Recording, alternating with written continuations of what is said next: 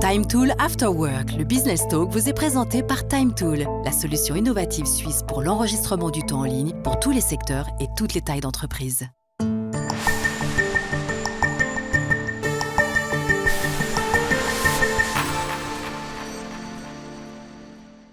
Bienvenue dans cette nouvelle émission TimeTool After Work. L'économie circulaire est au cœur de ses valeurs et elle en a fait son métier. Karine Zidler de l'entreprise Siphon est mon invitée. Karine Zidler, bonjour. Bonjour. Vous dirigez Siphon à Bruck. Oui. Le nom de l'entreprise, il évoque bien ce que vous faites. Quand on arrive chez vous, on voit des tas d'éviers, des cuvettes de toilettes et des dizaines d'objets de notre quotidien, de nos appartements. Votre but, c'est d'éviter que ces objets finissent à la déchetterie. C'est tout à fait ça. Donc on récolte ces éléments, ces objets, on les remet en état, on les nettoie et ensuite on les revend. Votre mission, c'est donc de repenser l'économie circulaire, mais dans le secteur de la construction. Qu'est-ce qui est particulièrement polluant dans ce secteur ? Quasi tout. Alors, c'est un secteur qui fait à peu près 5% du BIP suisse. Et en même temps, il produit à peu près 80% du volume de déchets qu'on produit en Suisse par année. Et donc là, il y a moyen de faire mieux et d'éviter qu'on continue à produire autant de déchets. Donc, une cuvette de toilette, pour revenir à ça, ou un lavabo, c'est si on le fait recycler, en fait, c'est problématique. Il vaut mieux le récupérer. Tout à fait. Parce que pour recycler, il faut de nouveau mettre beaucoup d'énergie pour refaire le matériau et ensuite refaire l'objet. Tandis que si l'objet il est encore intact, on peut continuer à l'utiliser tel quel, on le nettoie et avec ça, avec peu d'efforts, en fait, on peut le réutiliser. Vous êtes tombé dans la marmite de l'économie circulaire en 2003, j'allais dire l'énergie circulaire, lors d'une formation continue à Zurich. Et c'était un tournant pour vous dans votre vie professionnelle. Pourquoi ? Alors, j'ai pu faire un stage dans une entreprise, donc dans le domaine du textile. Et pour moi, c'était voilà, vraiment une évidence que c'est comme ça qu'une entreprise doit fonctionner. C'est comme ça que notre économie doit fonctionner. Donc, c'est une économie qui fait du bien à cette planète et qui gagne quand même de l'argent. Donc, c'est en fait quand même une possibilité de gagner de l'argent. Siphon a 12 employés fixes et à côté de cela, 40 à 60 collaborateurs qui sont chez vous en réintégration professionnelle. Ils bénéficient pour la plupart de l'aide sociale. À quoi vous leur servez concrètement ? Alors, on leur offre une structure, un cadre au quotidien, donc un endroit où ils peuvent venir. Donc, on travaille sur les compétences sociales, donc la collaboration, venir à l'heure. Et on est aussi un lieu d'échange. Donc, il y a des collaborateurs, on commence à 8 heures, ils sont déjà là à 7 heures, ils attendent devant la porte qu'on l'ouvre pour qu'ils puissent prendre le café ensemble et avoir un bon moment ensemble avant de commencer le travail. Alors, mercredi, vous m'avez accueilli chez Siphon. On va faire un petit tour de l'entreprise en vidéo, si puis on peut un petit peu peut-être commenter qu'on voit. Ah, donc voilà l'entrée. Alors, on se retrouve ici dans l'atelier de nettoyage. Donc là, un évier en inox increvable, on peut réutiliser maintes fois. Des années. C'est ça. Là, on voit un collaborateur qui nettoie une cabine de douche. Là, je pense que c'est une partie de frigo, voilà, c'est ça. Donc, on touche à tout, on prend tous les objets qui sont encore intacts et desquels on est convaincu qu'on a une clientèle qui est prête à les réutiliser, à les acheter chez nous. Et puis, vous voyez qu'on a des prix très intéressants. Là, c'est plutôt la partie magasin, justement. Donc, on peut venir acheter une ancienne cuisine, pas forcément au niveau design, au goût du jour, mais enfin, Ça peut servir. Oui, oui, et puis le design, on peut le mettre au goût du jour assez facilement en changeant les poignées, par exemple, ou les couleurs. Donc, avec peu de moyens, on peut remettre au goût du jour. Et parfois, il suffit aussi juste de peindre un mur dans la cuisine pour donner un autre aspect. Un autre look. Voilà. Là, on avait des lavabos qui étaient même neufs encore. Ça vient de la Banque nationale suisse, un lavabo presque neuf. Précieux. Mais qui coûte très, très cher, neuf. Ouais. Et puis là, alors, des tas de petites poignées lavabo et autres. C'est pour les radiateurs. Oui, ça les... Et puis alors, des gens viennent dans ce magasin pour acheter des objets de deuxième main. C'est ça. Qui sont testés par vous aussi. Oui, on n'a pas que du deuxième main. Alors là, on voit notre dernier bébé. C'est les tuiles de tapis. Ouais. Donc, on récupère des tuiles de tapis qu'on nettoie et qu'on remet en vente. On a encore...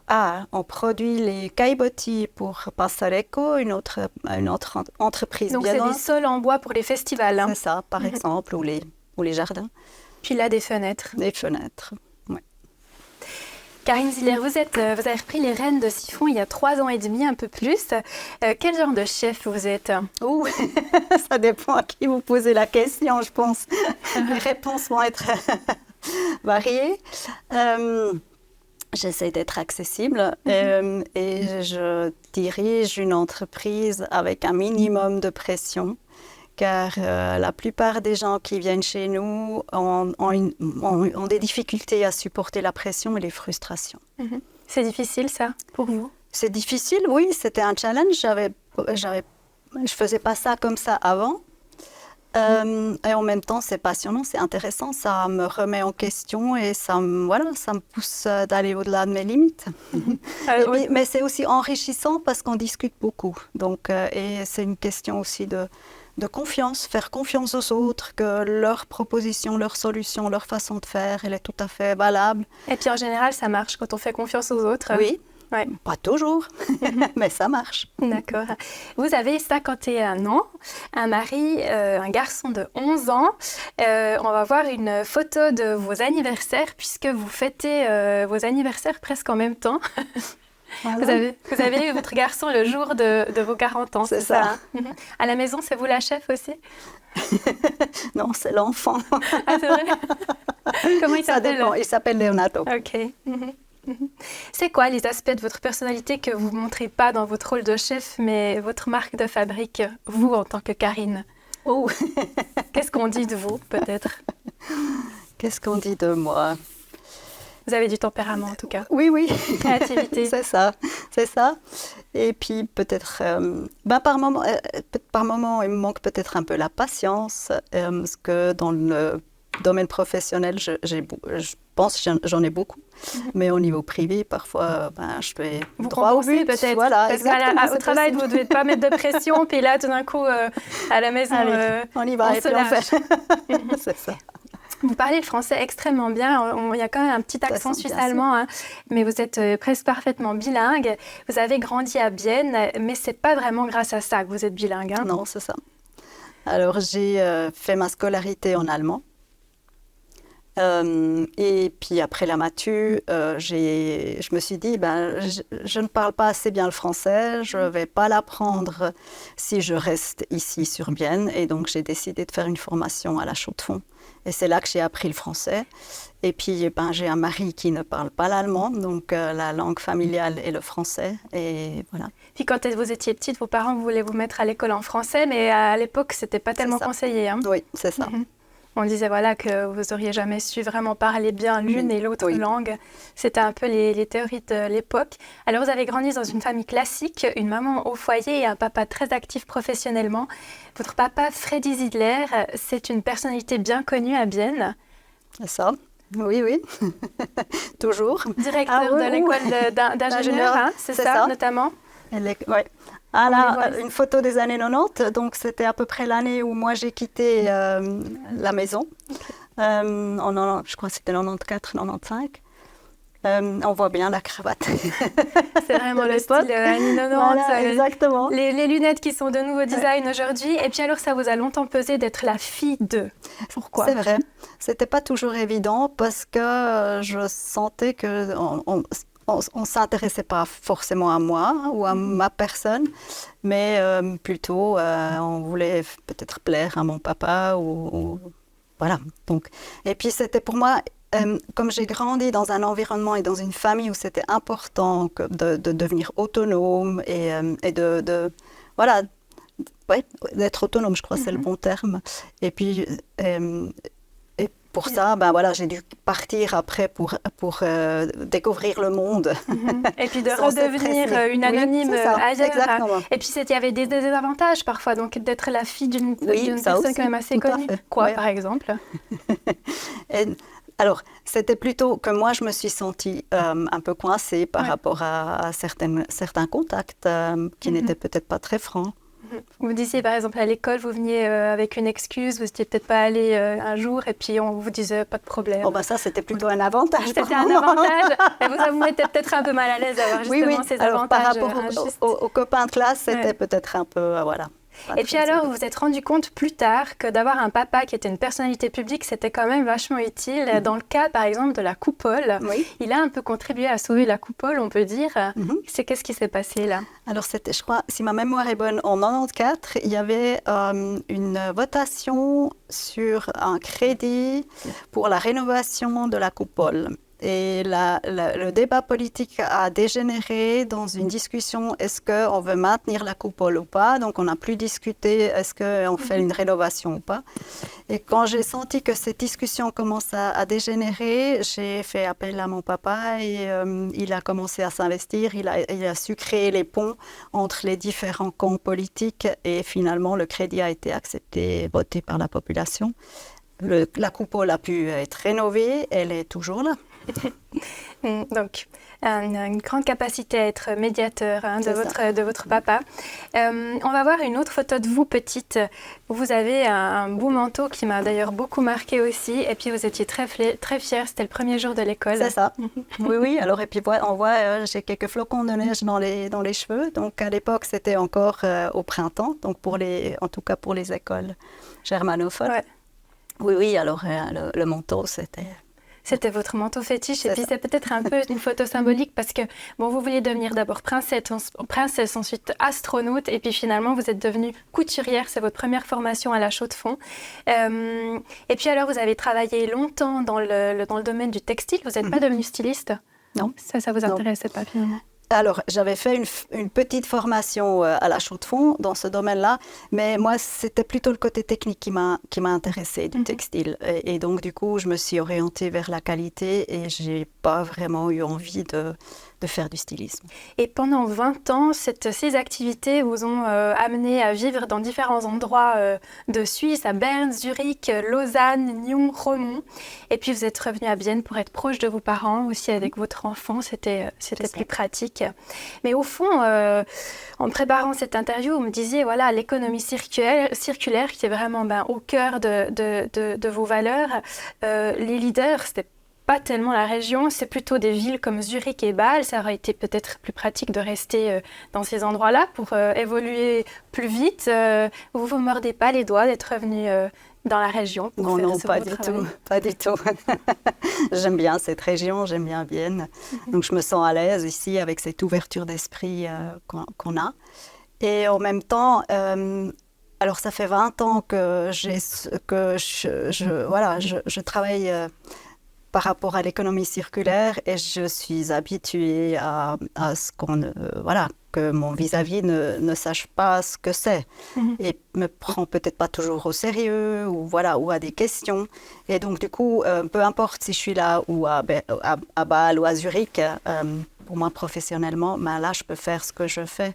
Et je peux le faire à Bienne, je ne peux pas le faire ailleurs. Donc c'est important pour vous de pouvoir faire en sorte de sensibiliser justement les gens davantage dans une région où il y a peut-être... Donc il n'y a pas beaucoup d'ouverture d'esprit par rapport à ce fait de réemployer des matériaux. Je veux dire, qu'est-ce qui se passe concrètement dans votre entreprise? Vous allez sur des chantiers, vous allez, avant qu'un appartement soit détruit ou un immeuble, vous allez sur place, vous allez regarder qu'est-ce qu'on peut encore garder. Et puis qu'est-ce que vous avez en face de vous? Des gens qui sont ouverts à ça ou... Alors, en général, les gens qui font appel à nous, oui, ils ont cette ouverture. Ils ont cette ouverture ou en tout cas envie de découvrir comment ça fonctionne. Après, il y a quand même encore, peut-être parfois un peu des préjugés. On est des professionnels, on a vraiment des compétences. Alors, mon équipe a des compétences très spécifiques par rapport à la réutilisation, tout ce qu'il faut pour identifier un objet et pouvoir être sûr que c'est réutilisable, qu'on peut le revendre. Donc, c'est un tas de questions qu'il faut prendre en considération avant de faire un démontage et puis un nettoyage. Donc, avoir l'expertise d'identifier en fait si l'objet va pouvoir être nettoyé, réparé. Vous avez un exemple, une cuisine Ikea, une fois, c'était plutôt une mauvaise surprise. Oui. Alors, elle était extrêmement difficile à être remontée parce qu'elle n'est pas faite pour être réutilisée. Donc, il y avait des niveaux qui n'étaient pas égaux. Donc, il y avait quelques centimètres, quelques millimètres qui dépassaient. Et donc, c'était un travail immense. Finalement, on a dû la vendre un peu plus cher que si on l'avait acheté neuf chez Ikea. Donc, en fait, votre politique de prix, parce que finalement, ça doit être intéressant aussi pour le porte-monnaie des gens, j'imagine. C'est quoi votre politique de prix ? Alors, on essaye d'avoir des prix intéressants et c'est pour ça aussi qu'en fait, il y a ces deux piliers de l'entreprise. Donc, avec l'intégration sociale, on peut aussi garantir des prix plus intéressants au niveau des produits qu'on vend. Mais en fait, le prix qui est affiché, ce n'est pas un prix de matériaux, c'est un prix de l'infrastructure et de notre travail. Donc, c'est un prix de prestation, en fait, qu'on affiche. Par contre, il est à peu près comparable. Alors, par exemple, pour les toilettes ou les éviers, avec ce qu'on peut trouver dans les marchés de matériaux de construction. Si une entreprise de construction vous demande de leur fournir, 20 équipements de salle de bain, avec les mêmes lavabos, les mêmes toilettes pour un immeuble par exemple, est-ce que vous êtes capable de répondre à cette demande ? Ça doit être compliqué parce qu'on imagine que vous allez récupérer quelque chose ici, quelque chose là. Alors comment on fait pour pouvoir vraiment fournir à grande échelle ? Alors heureusement qu'on a des clients des deux côtés du processus. Donc ça veut dire qu'on a des clients qui font appel à nous pour le démontage. Donc on a peut-être un endroit, une maison ou un immeuble à Berne avec 20 appartements à démonter et puis on a une autre demande où il y a une quinzaine d'appartements à fournir pour une nouvelle construction ici à Bienne. Et là, on fait en fait le pont entre les deux projets. Vous avez peut-être... Vous remarquez peut-être que les entreprises, je ne sais pas, avec les discours qu'on a de plus en plus sur le réchauffement climatique, la crise climatique et autres, ils ont des entreprises qui développent elles-mêmes leurs propres circuits circulaires, qui vont proposer des frigos de deuxième main. Alors, dans ce cas-là, est-ce que vous avez peur que vous ne serviez plus à rien, gentiment ? Est-ce que c'est ce que vous observez quand même, une tendance à développer l'économie circulaire ailleurs aussi? J'espère bien, parce que ça serait magnifique.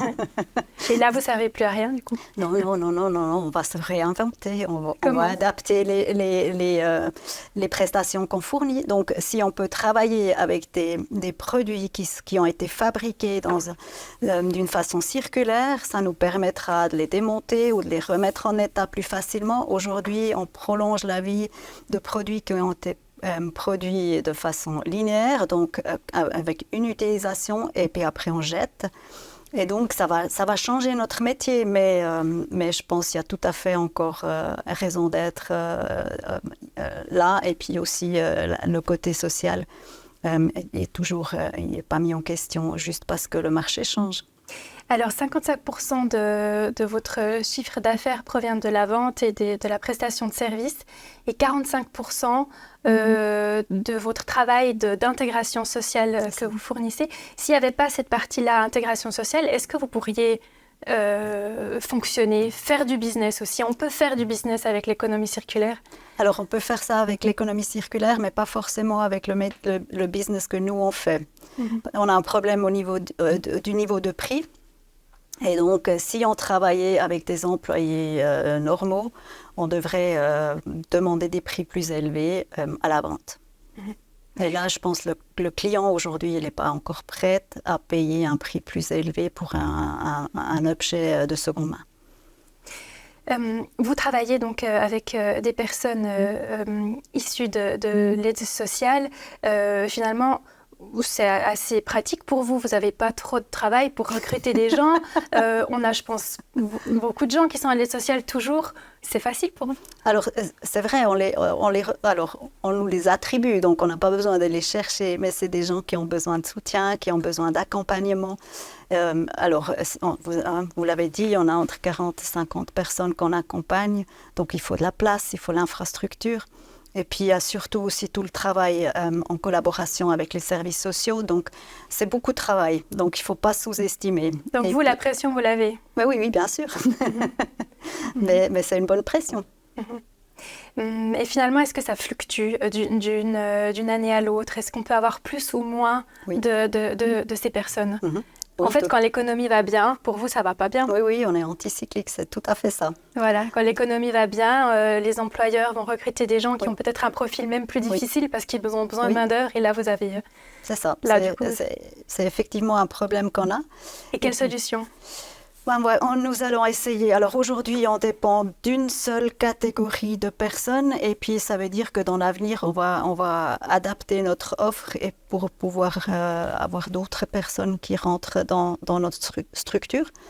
Et voilà, c'est surtout ça. Et comme par exemple des gens à de l'assurance. L'assurance, oui, c'est ça, exactement. Et puis après, on soigne un bon échange entre les services sociaux et ça permet aussi d'atténuer un peu ces vagues.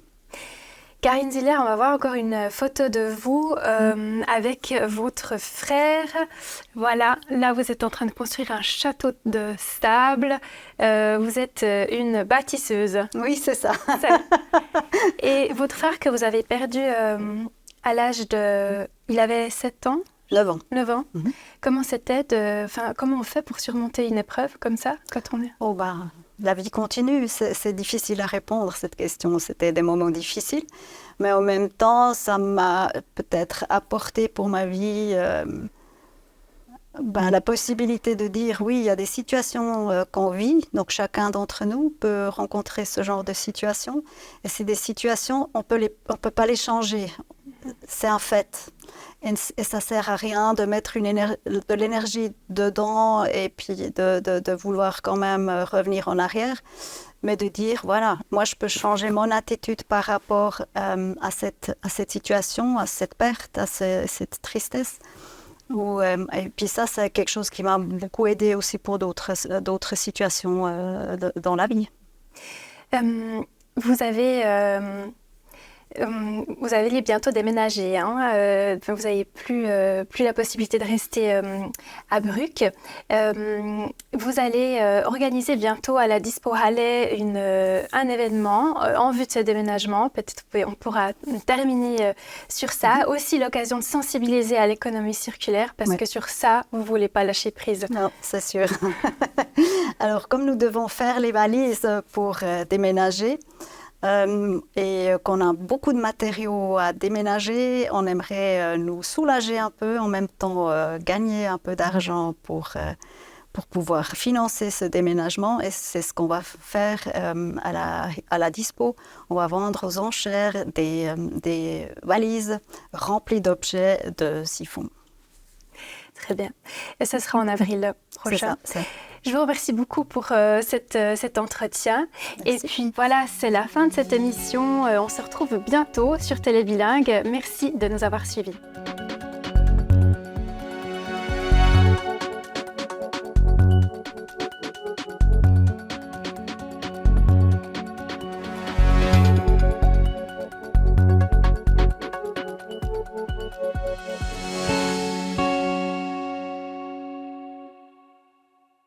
Time Tool After Work, le Business Talk, vous a été présenté par Time Tool, la solution innovative suisse pour l'enregistrement du temps en ligne pour tous les secteurs et toutes les tailles d'entreprise.